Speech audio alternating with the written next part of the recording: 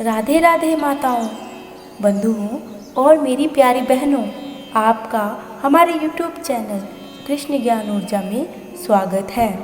माताओं, हम 11वां अध्याय प्रारंभ करने जा रहे हैं। इस अध्याय को सुनने मात्र से ही संतान बहुत भाग्यशाली और सभी सुखों को प्राप्त करने वाली बनती है।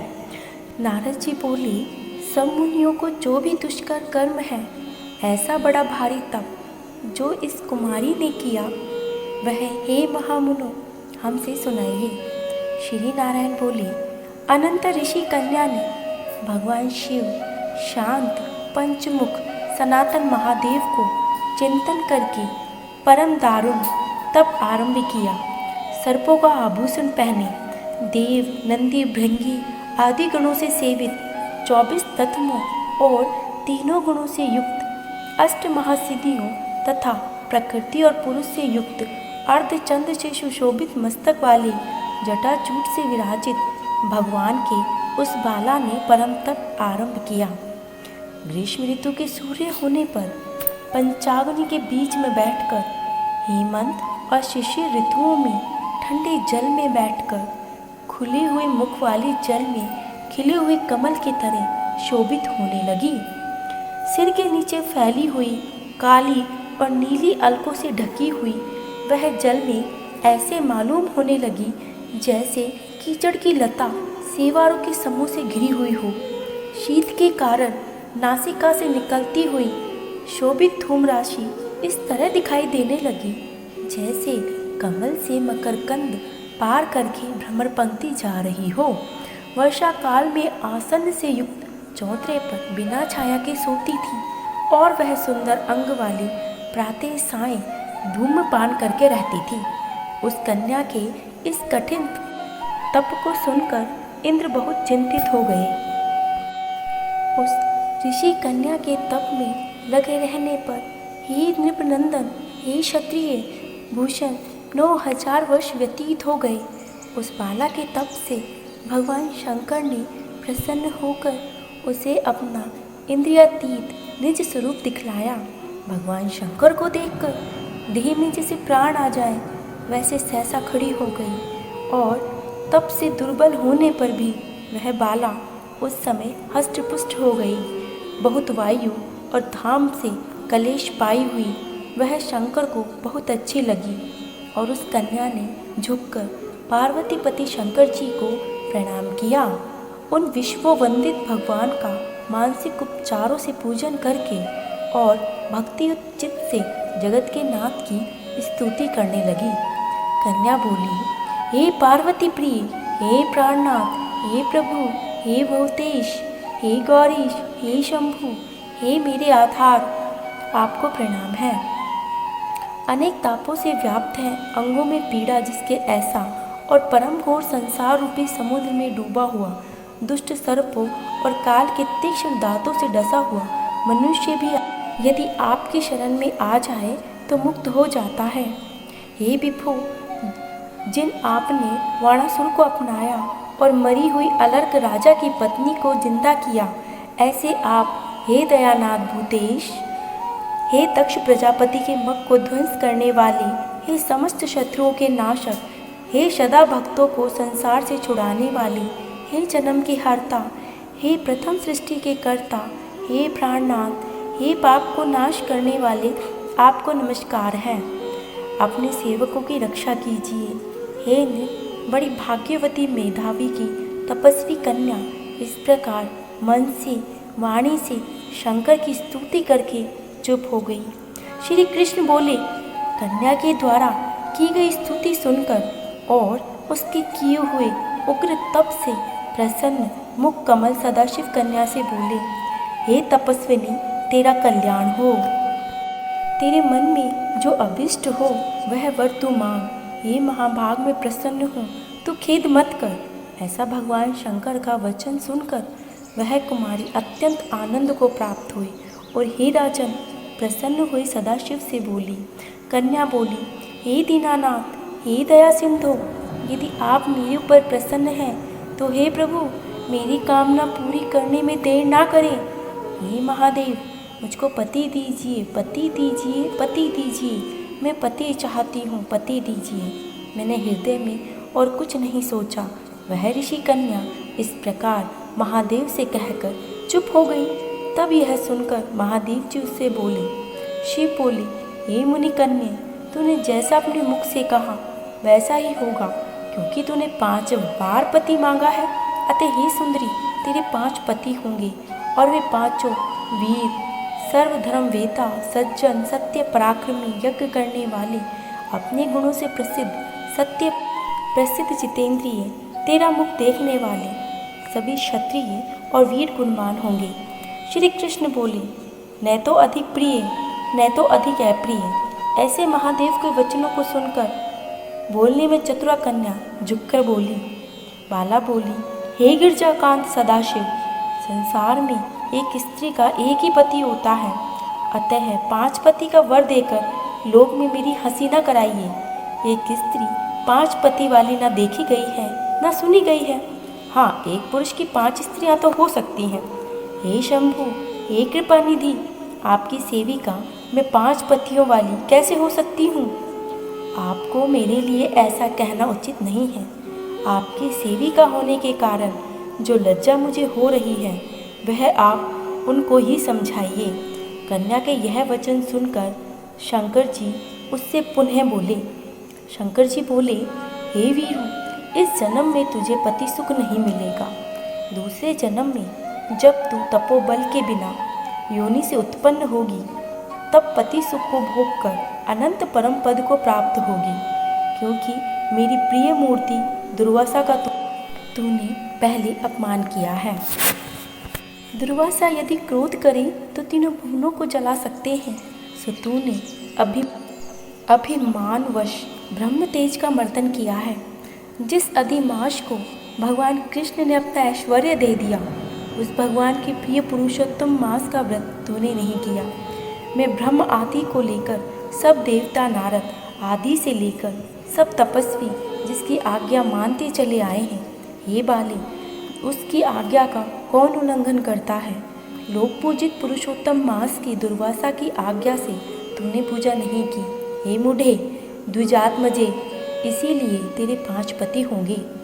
हे बाले, पुरुषोत्तम के अनादर करने से अथवा अन्यथा नहीं हो सकता। जो उस पुरुषोत्तम की निंदा करता है वह रौरव नरक का भागी होता है। पुरुषोत्तम का अपमान करने वाले को विपरीत ही फल मिलता है। यह बात कभी अन्यथा नहीं हो सकती। पुरुषोत्तम के जो भक्त हैं वे पुत्र, पौत्र और धन वाले होते हैं और वे इस लोक को प्राप्त कर परलोक की सिद्धि प्राप्त करते हैं, प्राप्त होंगे और प्राप्त हो रहे हैं। हम सब देवता लोग भी पुरुषोत्तम की सेवा करने वाले हैं। जिस पुरुषोत्तम मास में व्रत आदि से पुरुषोत्तम शीघ्र ही प्रसन्न होते हैं, उस सेवा करने योग्य मास को हम लोग कैसे न भजें। उचित और अनुचित विचार की चर्चा करने वाले अतएव अनुकरणीय जो मुनि हैं, उन अति उत्कृष्ट श्रेष्ठ तपस्वी पुरुषों का वचन कैसे मिथ्या हो सकता है, कहो। इस प्रकार कथन करते हुए भगवान नीलकंठ शीघ्र ही अंतर्ध्यान हो गए और वह बाला युद्ध से भ्रष्ट भृंगी की तरह चकित सी रह गई। सूत जी बोली, हे मुनीश, चंद्रमा से युक्त मस्तक वाले सदाशिव जब उत्तर दिशा के प्रति चले गए तब वृतासुर को मारकर जैसे इंद्र को चिंता हुई थी, उसी प्रकार मुनिराज की कन्या को भी चिंता बाधा करने लगी। इति बृहन्नारदीये पुरुषोत्तम मास महात्म्य एकादशो अध्याय। पुरुषोत्तम मास महात्म्य कथा अध्याय 12। नारद जी बोले, जब भगवान शंकर चले गए तब हे प्रभु, उस बाला ने शोक कर क्या किया, सो मुझे विनीत को धर्म सिद्धि के लिए कहिए। श्री नारायण बोले, इसी प्रकार राजा युधिष्ठिर ने भगवान कृष्ण से पूछा था, सो भगवान ने राजा के प्रति जो कहा सो हम तुमसे कहते हैं।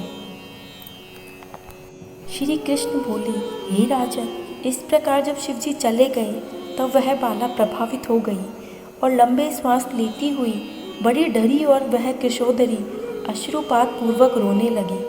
हृदयाग्नि से उठी हुई ज्वाला से जलते हुए अंग वाली वह तपस्विनी कन्या वनाग्नि से जले हुए पत्तों वाली लता की तरह हो गई।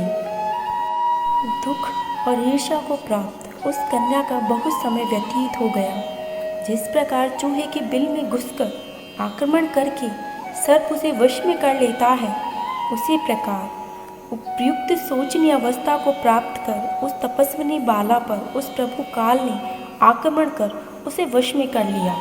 वर्षा ऋतु में मेघ से घिरे हुए आकाश में बिजली चमककर जैसे नष्ट हो जाती है, उसी प्रकार तपस्या से जले हुए पाप वाली वह कन्या अपने आश्रम में ही मर गई। उसी समय धार्मिक यज्ञसेन नामक राजा ने बड़ी सामग्रियों से युक्त उत्तम यज्ञ किया।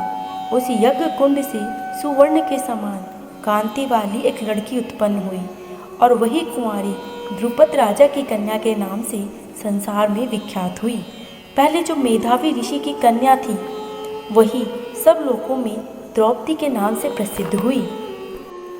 उसी को स्वयंवर ने मछली को वेद कर भीष्म, कर्ण आदि बहुत से राजाओं को तृण के समान कर शोभित रजमंडल दल से अर्जुन ने पांचाली को पाया।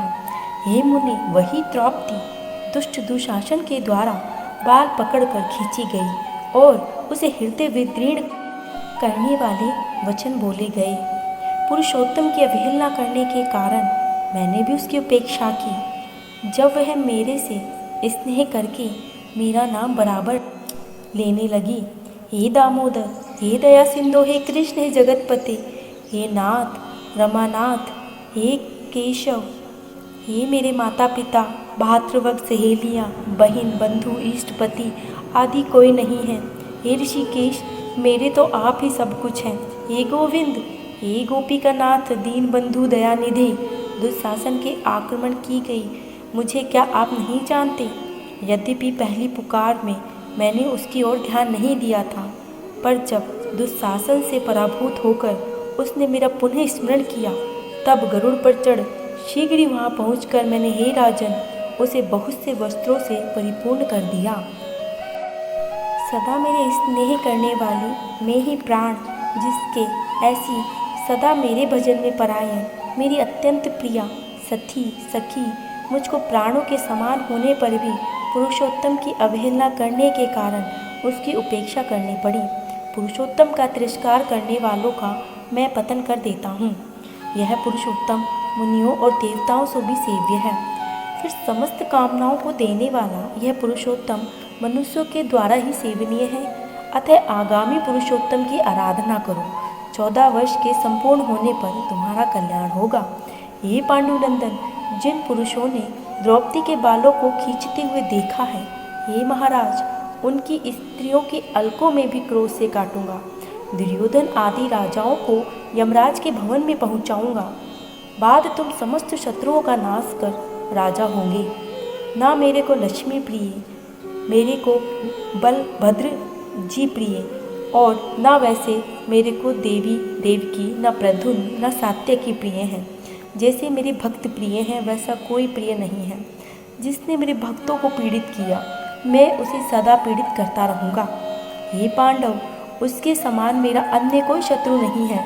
उसके अपराध का फल देने वाला यमराज है, क्योंकि वह दुष्ट दंड देने के लिए भी मेरे से देखने के योग्य नहीं है। श्री नारायण बोले, श्री कृष्ण की उन पांडु पुत्र युधिष्ठिर आदि को और द्रौपदी को समझाकर द्वारका जाने की इच्छा से कहा, हे राजन, वियोग से व्याकुल द्वारकापुरी को आज जाऊंगा, जहाँ पर महाभाग वसुदेव जी, हमारे बड़े भाई बलदेव जी, हमारी माता देवकी जी और गद्द, सांब आदि और आहु आदि यादव, रुक्मणी आदि जो स्त्रियां हैं, दर्शन की उत्कंठा वाले, वे हमारे सब आगमन की कामना करने से टकटकी लगाकर हमारा ही चिंतन करते होंगे। श्री नारायण बोले, इस प्रकार कहते हुए देवी श्री कृष्ण के गमन को जानकर पांडुपुत्र किस प्रकार गदकंठ से बोले, जिस प्रकार जल में रहने वालों का जीवन जल है, उसी तरह हम लोगों के जीवन तो आप ही हैं। हे जनार्दन, थोड़े ही दिनों के बाद फिर दर्शन हो। पांडवों के नाथ हरि हैं और तीनों लोकों में दूसरा कोई नहीं है। इस प्रकार सामने ही सब लोग कहते हैं, अतः हम लोगों की हमेशा रक्षा कीजिए। हे जगदीश्वर, हम लोग आपके हैं, भूलिएगा नहीं। हम लोगों के चित्त रूपी भ्रमरों का जीवन आपका चरण कमल ही है। आप ही हमारे आधार हैं। इसीलिए बारंबार हम सब प्रार्थना करते हैं। इन पांडु पुत्रों के निरंतर इस तरह कहते रहने पर श्री कृष्णचंद्र प्रेमानंद में मग्न होकर धीरे धीरे रथ पर सवार होकर पीछे चलने वाले पांडु पुत्रों को लौटाकर द्वारकापुरी को हो गए। श्री नारायण बोले, इसके बाद श्री द्वारकानाथ जी श्री कृष्णचंद्र के द्वारकापुरी जाने पर राजा युधिष्ठिर अपने छोटे भाइयों के साथ तप करते हुए तीर्थों में भ्रमण को गए। हे ब्राह्मण नारद, भगवान के प्रिय पुरुषोत्तम मास में मन लगाकर और श्री कृष्णचंद्र के वचनों का स्मरण करते हुए अपने छोटे भाइयों से तथा द्रौपदी से राजा युधिष्ठिर बोले, अहो, पुरुषोत्तम मास में होने वाले अत्यंत उग्र पुरुषोत्तम का महात्म्य सुना है। पुरुषोत्तम भगवान के पूजन किए बिना सुख किस तरह मिलेगा। इस भारतवर्ष में वह धन्य है, पूज्य है, श्रेष्ठ है। अनेक प्रकार के नियमों से पुरुषोत्तम भगवान का पूजा अर्चन किया करता है। इस तरह समस्त तीर्थों में भ्रमण करते हुए पांडुपुत्र पुरुषोत्तम मास के आने पर विधि पूर्वक व्रत करने लगे। हे मुनि, नारद व्रत के अंत में 14 वर्ष के पूर्ण होने पर श्री कृष्ण भगवान की कृपा से अतुल निष्कंटक राज्य को प्राप्त किया। पूर्व काल में सूर्यवंश में होने वाला दृढ़धनवा नाम का राजा पुरुषोत्तम मास के सेवन से बड़ी लक्ष्मी, पुत्र पौत्र का सुख और अनेक प्रकार के भोगों को भोग कर योगियों को भी दुर्लभ जो भगवान का वैकुंठ लोक है वहाँ गया। हे मुनिश्रेष्ठ नारद, इस पुरुषोत्तम मास के अतुल महात्म्य को करोड़ों कल्प समय मिलने पर भी मैं कहने को समर्थ नहीं हूँ।